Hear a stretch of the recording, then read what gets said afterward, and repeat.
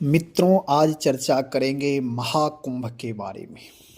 Social media के माध्यम से हम आप अपने घर बैठे भी कुंभ का आनंद ले रहे हैं।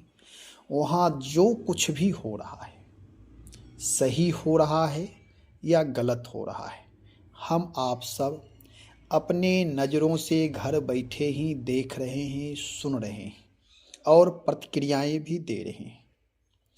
मैं जो बता रहा हूँ वह निजी अनुभव बता रहा हूँ, क्योंकि मैं कुंभों में रहा हूँ। मेरा कुंभों में आना जाना रहा है और मैं लगभग 1 महीने तक कुंभ में स्थायी रहा हूँ। पूरा भ्रमण किया हूँ कुंभ क्षेत्र, इसलिए मेरा कुछ निजी अनुभव है।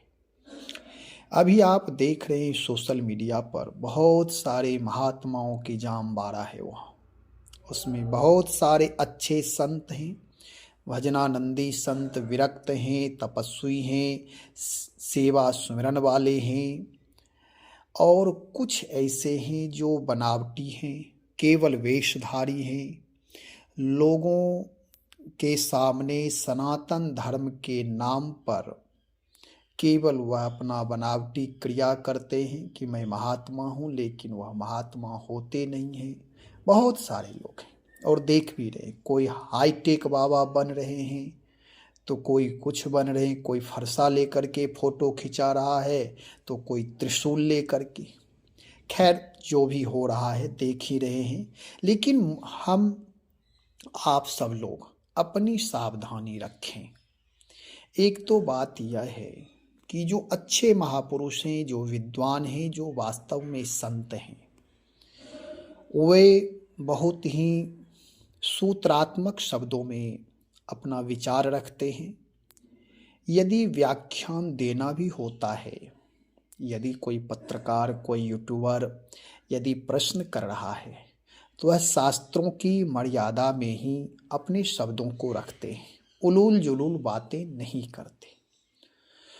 और जो कुछ लोग ऐसे हैं जिनमें बड़ी आतुरता है, जिनमें प्रसिद्धि की बहुत आवश्यकता है, मन में उच्चृंखलता है, ऐसे लोग जो हैं वे भी संतों के वेश में ही हैं। लेकिन उनकी बाह्य चीज़ें देख करके पता चल जाता है कि ये संत कोई वैशिष्टता नहीं है, इनमें कोई विशेष गुण धर्म से युक्त नहीं है। क्योंकि विशेष गुण धर्म वाले जो महापुरुष होते हैं,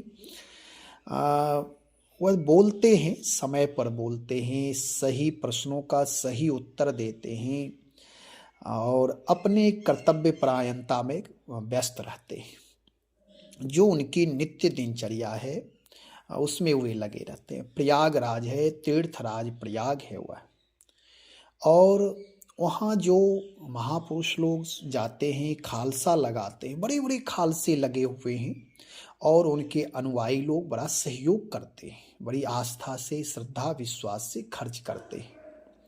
और जो महापुरुष साधु संत भक्त हैं, वह तो उस तीर्थराज प्रयाग में 1 महीना, 1.25 महीना यदि रहते हैं तो अपने आप को सौभाग्यशाली मान करके भजन, साधना, चिंतन, मनन, सत्संग, कीर्तन आदि करते हैं।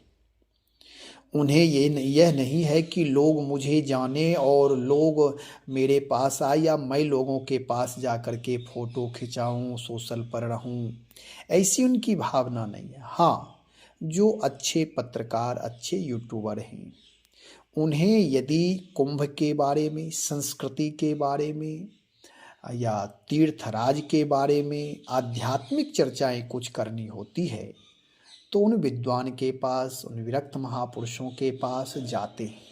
वहाँ जा कर के व्यवस्थित प्रश्न करते हैं, जो उन्हें वास्तविक जानकारी चाहिए, और महापुरुष व्यवस्थित उत्तर देते, उलूल जुलूल बातों में वे नहीं पड़ते हैं। जो मंडलेश्वर, महामंडलेश्वर बहुत सारे हैं, सब पूजनीय वंदनीय हैं, लेकिन कुछ एक लोग ऐसे हैं जो भले ही मंडलेश्वर, महामंडलेश्वर बने हुए हैं, महंत बने हुए हैं, शाही स्नान कर रहे हैं, लेकिन उनकी हरकतें ऐसी है जिससे लोगों के मनोभाव पर, श्रद्धा विश्वास में ठेस पहुंचती है। कारण यह है कि उनकी रहनी, उनकी भाषा, उनका व्यवहार कुछ अलग ही रहता है। तो इनसे थोड़ी सावधानी रखें। और एक बात सच यह है कि केवल वेश धारण कर लेने से और पद प्रतिष्ठित हो जाने से कोई महात्मा, कोई समाज सेवी, कोई संत, कोई विरक्त नहीं बन जाता है। उसका व्यवहार, उसका चरित्र, उसकी भाषा, उसकी जीवन शैली, ये सारी चीज़ें देखने लायक होते हैं। व्यक्ति जो महान होते हैं उनकी ये सारी चीज़ें संयमित व्यवस्थित होते हैं। और जो लोग बहुत ज़्यादा अपना दर्शन प्रदर्शन करना चाहते हैं उनमें स्थिरता, गंभीरता, संयम, भजन, साधना नहीं के बराबर होता है। वही लोग उथल पुथल करते, उनमें गंभीरता, स्थिरता नहीं होती है। वे केवल आडंबरी, पाखंडी बन करके सामान्य लोगों की बुद्धि को अपनी तरफ आकर्षित करना चाहते हैं। जो शिक्षित लोग, समझदार, विवेकी लोग हैं वे तो इनके बहकावे में आते ही नहीं हैं।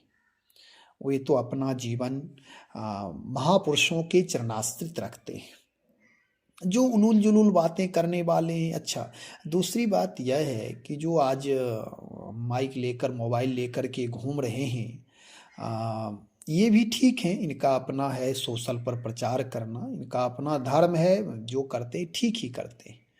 लेकिन कुछ लोग ऐसे हैं जो अनाप शनाप बयानबाजी करते हैं, किसी दूसरे संतों के बारे में कुछ से कुछ बोल रहे हैं, संत ही संतों की निंदा में लगे हुए। ये सब नहीं होना चाहिए था। आप बड़े हैं, बड़े का मतलब होता है अपनी मर्यादित जीवन से आप बड़े बने। बड़े का मतलब यह नहीं कि आप प्रशासनिक स्तर से बड़े हैं। ठीक है, यदि कोई अपराध कर रहा है, यदि उससे किसी से कुछ भूल हो रहा है, पहली बात तो ये महात्मा है। बिना सोशल पर गए हुए, बिना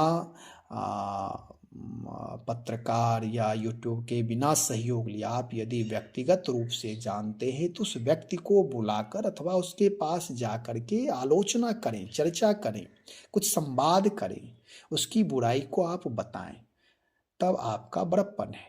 और आप बिना जाने थोड़ी, कहीं कुछ सोशल पर मिला, कोई आकर के कुछ पूछ दिया और अपना प्रशासनिक स्तर से अपने पद प्रतिष्ठा के बल पर कुछ से कुछ बोलने लगे, ये अच्छे लोगों का बड़प्पन नहीं है।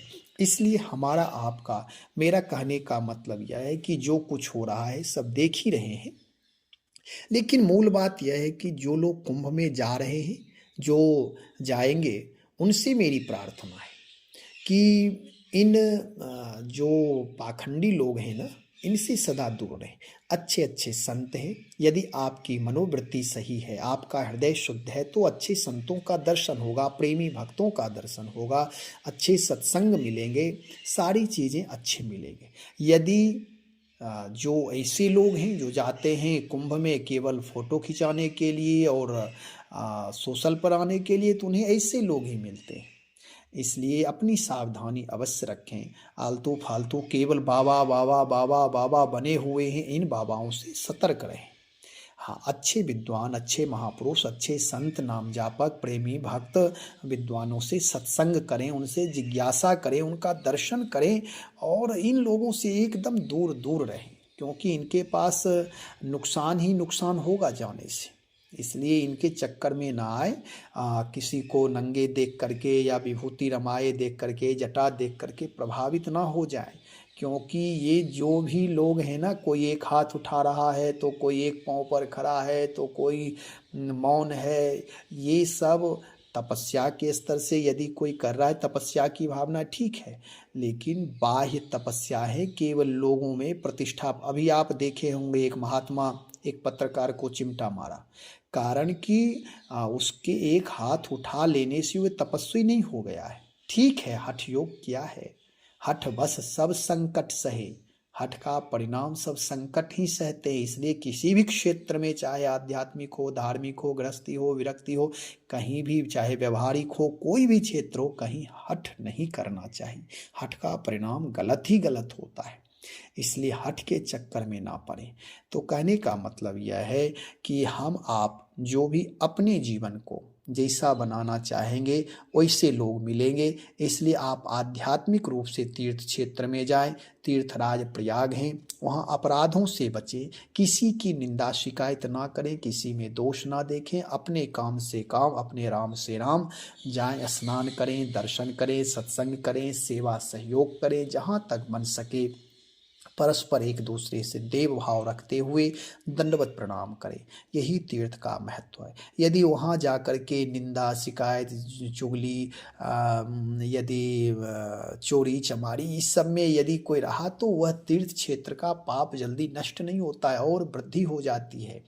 इसलिए इससे सावधानी रखें, स्वयं सावधान रहें, अन्य लोगों को भी सावधान करें।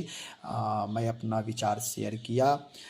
पुनः दूसरा वीडियो बनाएंगे। श्री राम जय राम, जय जय राम, श्री राम जय राम, जय जय राम।